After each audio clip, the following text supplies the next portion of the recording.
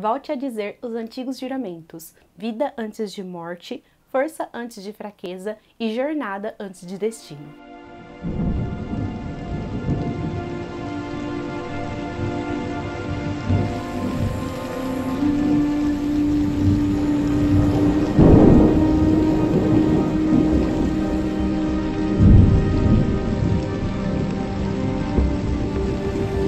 Olá, vidas, tudo bem com vocês? Eu sou Gisele e esse aqui é o Ambição Literária e hoje eu vou falar sobre um dos livros mais esperados de 2022, O Caminho dos Reis, também conhecido como a obra máxima do Brandon Sanderson. Antes de mais nada, se você não sabe um pouco sobre esse hype, por que esse livro aqui chegou com tantas promessas, tem um vídeo aqui no canal, eu vou linkar aqui nos cards, deixar em algum lugar aqui, se você quiser então ir lá conferir depois desse vídeo e entender o porquê que esse livro chegou aqui com tantas promessas e com tanto hype. E de quebra, nesse vídeo eu falo um pouquinho sobre o autor também. É um vídeo bem legal, depois vocês vão lá conferir. Mas o que vocês precisam saber então a princípio é que O Caminho dos Reis começa então a série de O Relato das Guerras das Tempestades. Os relatos da Guerra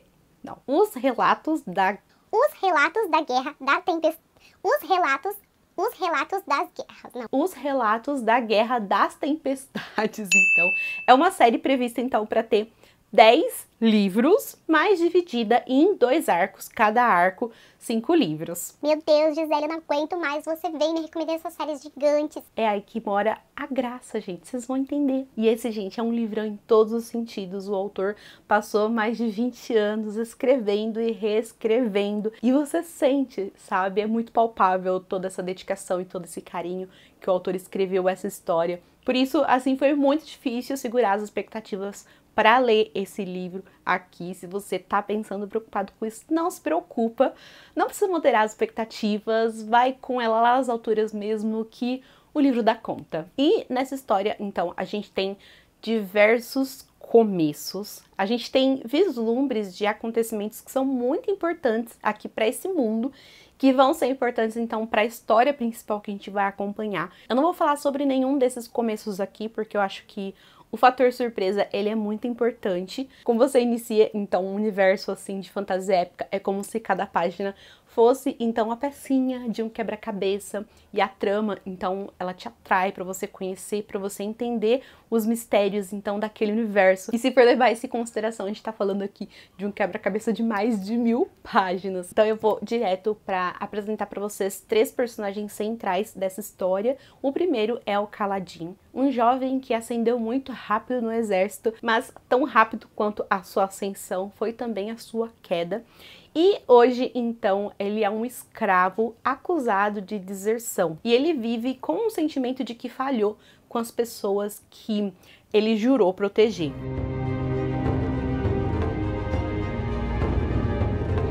Nesse primeiro livro, ele é o personagem que a gente mais se aproxima, que a gente mais se aprofunda, então a gente fica sabendo de acontecimentos desde a infância dele. O pai dele, que é cirurgião, e ele tinha pretensão de seguir os passos do pai, então a gente se pergunta como é que ele chegou até onde ele tá agora. E como escravo, então, ele é vendido para um grão-príncipe nas Planícies Quebradas, um lugar que, por ironia do destino, era onde ele pretendia chegar, então, quando ele era um jovem soldado. Nas Planícies Quebradas, então, ele vai trabalhar junto com a escória aqui desse local, que é como um carregador de pontes, só para vocês entenderem um pouquinho um contexto sobre qual que é a função dele, né?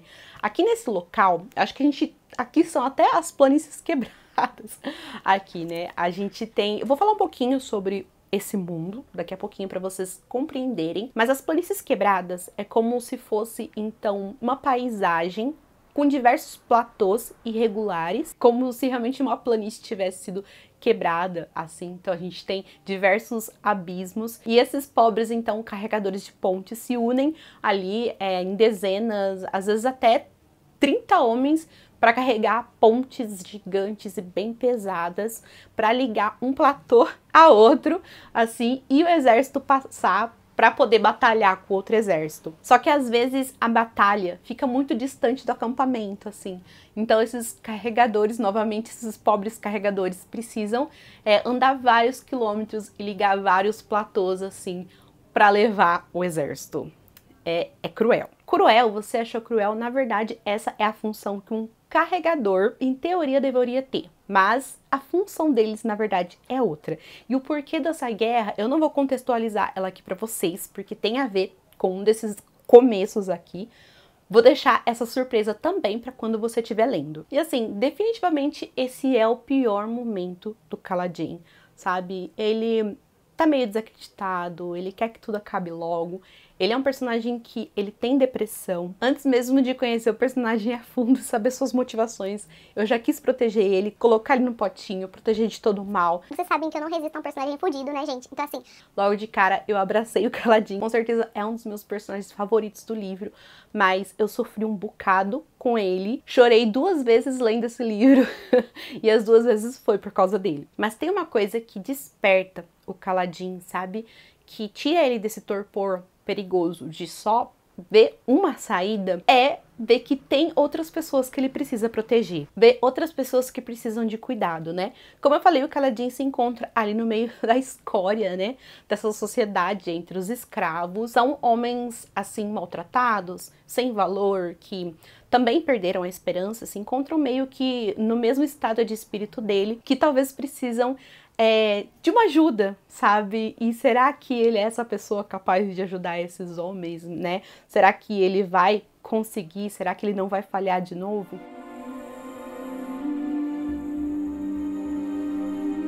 Depois, então, a gente conhece a Shallan. Quase toda a história se passa em Aletikar, ou com personagens de Aletikar, né? No caso, a Shallan, ela vem de Iakavé, e ela tá, então, numa busca incessante de se encontrar com a Jasnah Kholin, que, apesar de ser também de Aletikar, é uma das eruditas mais famosas aqui desse universo. É uma missão muito difícil se tornar aprendiz dessa mulher, porque ela é muito, muito requisitada. Mas ela deu uma chance, então, pra Shallan. Ela concebeu uma entrevista pra ela. Só que assim, ela marcou encontro no lugar. A Shallan chega, ela já foi embora. E aí a Shallan vai pra outro lugar, ela chega e já foi embora. Então, ela tá tentando vencer pelo cansaço, só que a Shallan quer. Ela não só quer, mas ela precisa disso. Então ela vai correr atrás dessa mulher e provar que talvez ela pode ser quem a Jasnah tá procurando. Só que a Shallan, ela esconde um segredo. Na verdade, ela esconde diversos segredos. Mas, gente, o motivo dela estar buscando a Jasnah é outro do que ela demonstra. Só que esse também eu vou deixar pra você que for ler o livro descobrir. A Jasnah, gente, que é simplesmente uma das melhores personagens aqui desse livro. Foi, assim, uma das minhas favoritas. Ela é foda. E as discussões que ela tem com a Shallan são muito interessantes. Ela não é uma mulher, assim, que gosta de dar respostas, sabe? Que gosta de ensinar. Não, ela gosta de estimular a Shallan sempre pensar, sabe? Os porquês. Então, as discussões filosóficas que elas têm é sempre, assim, muito interessante. O cenário, assim, da trama da Shallan também é muito gostoso, assim, sabe? Bibliotecas e livros, sabe? Pesquisa e descobertas. Então, é muito gostoso. Apesar, assim, da Shallan não ter me agradado tanto, não é, assim, uma das minhas personagens favoritas. Ela, assim, que a princípio se mostra bastante ingênua. E eu não sei se isso é proposital, sabe? O autor meio que crendo que a gente subestima essa personagem. Porque desses 3 que eu vou citar aqui, é a personagem que eu menos conheci, que eu não sei qual que é a real dela de verdade. Ela, ao mesmo tempo, é a personagem mais intrigante. Não sei qual é a da personagem, mas como ela ainda não caiu nas minhas graças, assim, essa portinha ainda está aberta, porque eu sinto que eu tenho muito ainda o que eu conhecer da personagem. Eu não sei nada sobre ela. Não sei o que ela é capaz, sabe?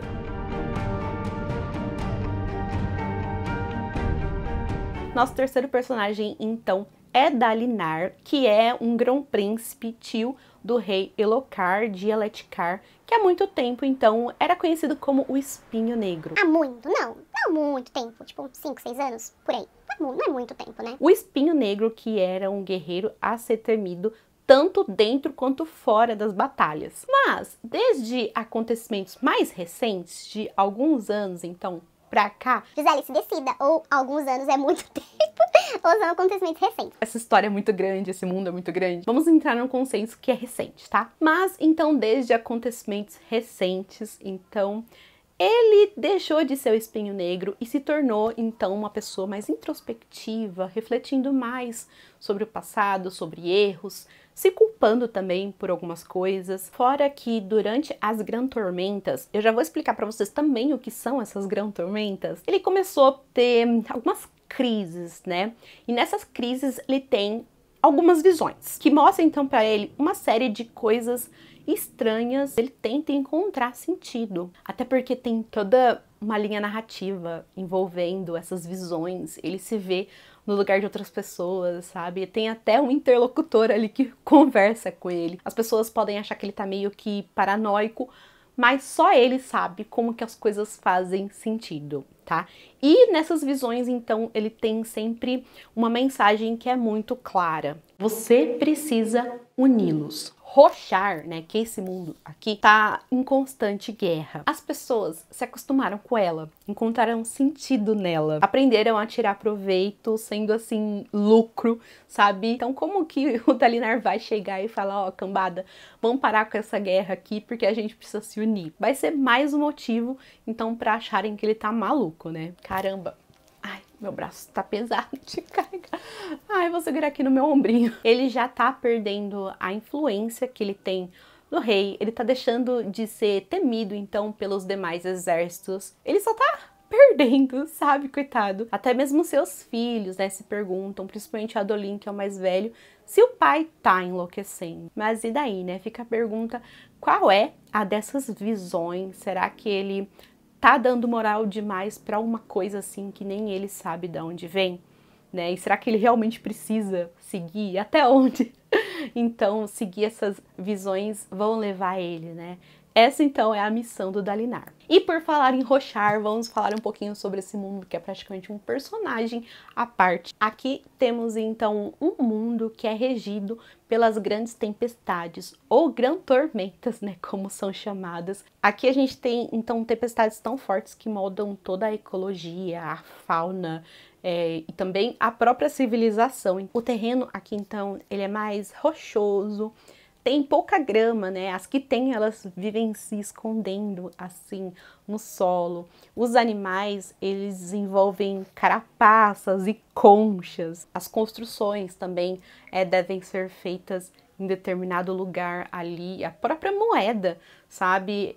Que eles usam gemas que são infundidas, então, com a própria luz da tempestade. É um mundo que enche os olhos a cada página. A Shallan, ela desenha, a gente tem acesso a alguns dos seus desenhos, sabe? De criaturas ou de curiosidades desse universo, então, pra gente aprender. É muito legal, é muito imersivo. Como eu falei, né? Pelo menos aqui nesse primeiro livro a gente tem ali um foco em Aletikar, eu não sei se vai ser assim então no restante da série, mas é legal a gente ver também que existem muitas outras culturas, outros países, sabe? A gente tem os interlúdios aqui que mostram outros personagens, então vindo de outros lugares, né? A gente dá uma espiadinha como funciona a cultura deles, né? Junto com o Kaladin, a gente tem diversos escravos que vieram de regiões diferentes. A gente tem um embate também entre alguns hábitos e crenças. Nesse aspecto também é um livro super recheado, né? E algo que eu não poderia deixar de falar, eu acho que é super digno de nota